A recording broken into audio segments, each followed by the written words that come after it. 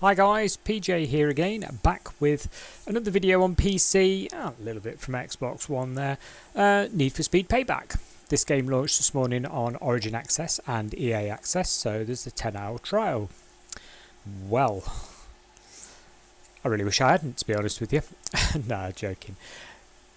The settings and options in this game is what I'm aiming to go through, but before I do that, I'm just going to mention briefly that the PC version, before you start, don't get your hopes up. At the moment it's not too great. I'm getting micro stutters in the game, in the open world, really high CPU usage during the game, which is unusual. The previous Need for Speeds ran perfectly and really low CPU usage. This particular one's through the roof, so it makes me think there's some sort of serious DRM going on in the background, some sort of copy protection or something de novo plus something else maybe, I don't know, but it's stuttering, and it's stuttering pretty bad at times. It's not very nice. So anyway, I played it on Xbox One, and the Xbox One version looks like pea soup. It's just muddy as hell. Didn't like it, and to be honest I don't like the gameplay either, and I have played the other Need for Speeds and I quite enjoyed them. So this game, not doing too well at the moment. Not too good at all, but I'm going to go through all the settings and options for you right now. Have a look for yourself. By PC standards, this is a bit bare bones, you know, for the options. You'll be surprised. So let's load in. Loading times on PC are pretty good. On Xbox, you literally could sit and you could go and make your dinner and come back again by the time it loads. It's that slow. So that's the Xbox One S I tried it on, and it is really slow. So there we go, there's a lovely little cutscene there for you, jiggering around. Could skip that, yep. Now when I loaded this game, it didn't load into ultrawide. It didn't detect it properly at all. It just 1080p 1920, and that was it. VRAM usage on, this is ultra settings, yeah, on ultrawide display 21:9. We're on 4GB of VRAM, as you can see. Now it goes down all the way to, I think it was 1024 with 768, and that was 1.2 GB of VRAM usage. Okay. The thing is, this is ultra. Yeah? If I stop the car, cutscene. Hold on. Let's skip the cutscene. Skip. Look at the tearing. This is a FreeSync monitor, and it's tearing. Frame pacing? I don't know. So if we stop the car, yeah. Like I say, this is absolutely maxed out. Look at the distance, the background of the road.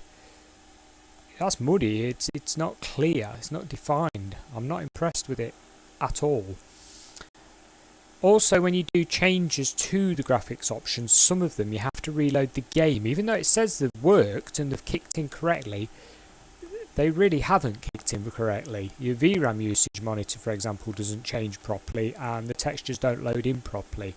So this game's going to have a day one patch, hopefully. A good one, because it needs it badly. Right, so like I say, this is Ultra. This is as good as it gets for my display. I have tried it on TV, and yes, 4K, it works fine. Doesn't really look too great though, to be honest with you. It's still muddy. There's the micro stutters I was on about. If I change direction in a minute, you'll see the micro. Look, you see it there? It's just stuttering all the time. The other Need for Speeds did not do that on my system. So, just so you know where we're at, we're recording on on a Samsung SSD using Radeon Relive. Windows 10 is on an Intel SSD, and the game is installed on another Samsung SSD. So there shouldn't really be any delays or texture streaming issues or anything like that. Okay. The processor's a FX8350 at 4.2, and the GPU is an R9 290X 4GB. GPU usage doesn't seem to be the issue. CPU usage, yes, it's an older CPU. Yes, I know they get a lot of criticisms, but this seems really high. The old Need for Speeds, the last year's one, for example, used to run at about 60-70% across the cores. This one's hitting 100. There's something definitely going on with this game. So if we go to the options that you've got, what you can mess around with. So driving, auto reverse manual gearbox only, we've got on and off. Units, metric and imperial. Yeah. Gearbox type, automatic or manual. and display speedo on and off. Yeah. And then we've got controller configs, auto gearbox controller 1 and auto gearbox controller 2. Manual gearbox controller 1 and 2. Key bindings, obviously you can change those as you wish. There we go. Pause the video there if you want to look in detail at what your options are, but don't get too excited. It's not, you know, you don't use off the keyboard. Right, and then you've got audio graphics last. Right, there's audio. We've got headphones, TV speakers, home cinema. That's it. Can't see any options for 5.1 or anything like that.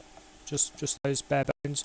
We've got music volume on and off. I've got it turned all the way off at the moment. And then your speech effects and your cop scanner volume. Voice up settings, we've got party, public and off. Okay, graphics. Now this, I thought this would be a bit more fleshed out. You know, it's normally a good engine that this is running on, so it seems strange.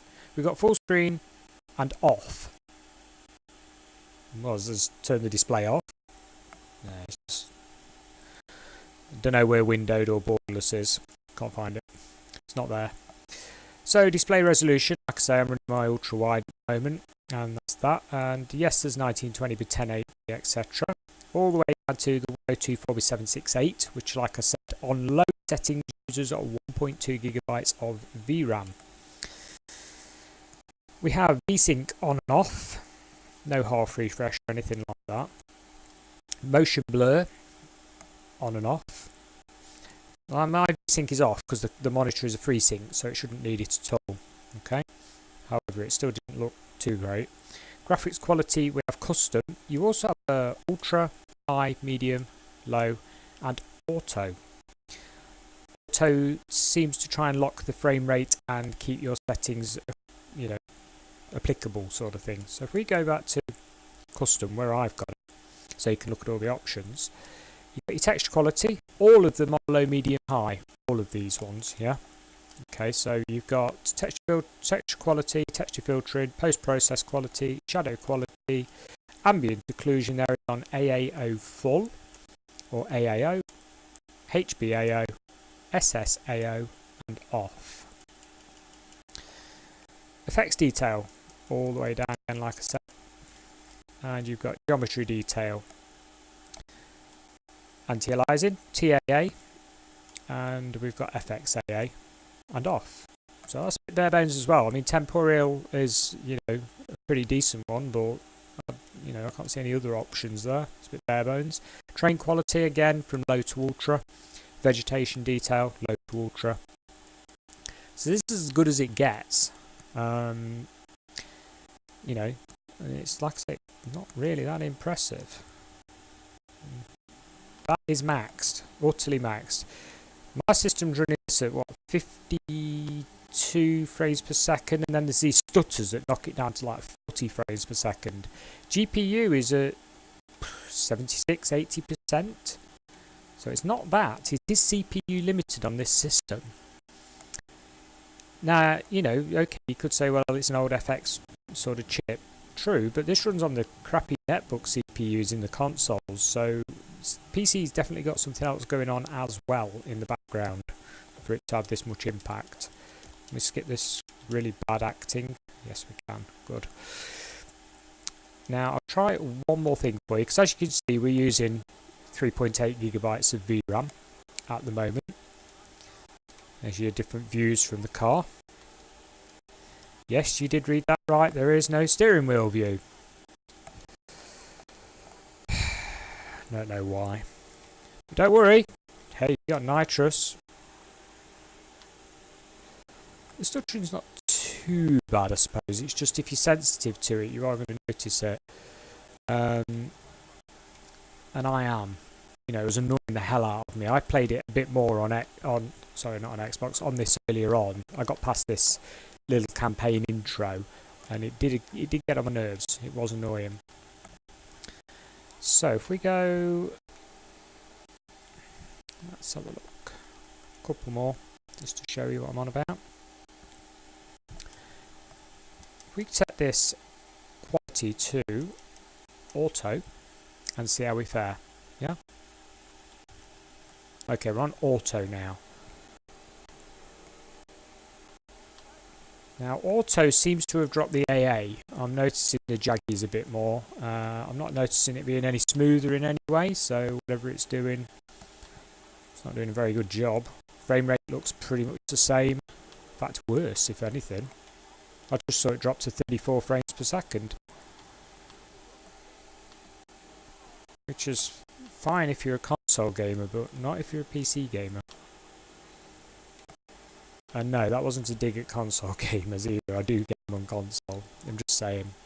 Normally with a rig, you're aiming for your 60 frames per second, aren't you? So 40. I don't really rate this auto. It doesn't seem to be doing a fat lot for me personally. If you play this long enough, you will see some of the... Oh dear, stutter? That was a bad one. Some of the voice acting and stuff on this is really bad. The actors are dreadful. They're not doing themselves justice being in this game at all. Other than that, it seems boring. Really boring.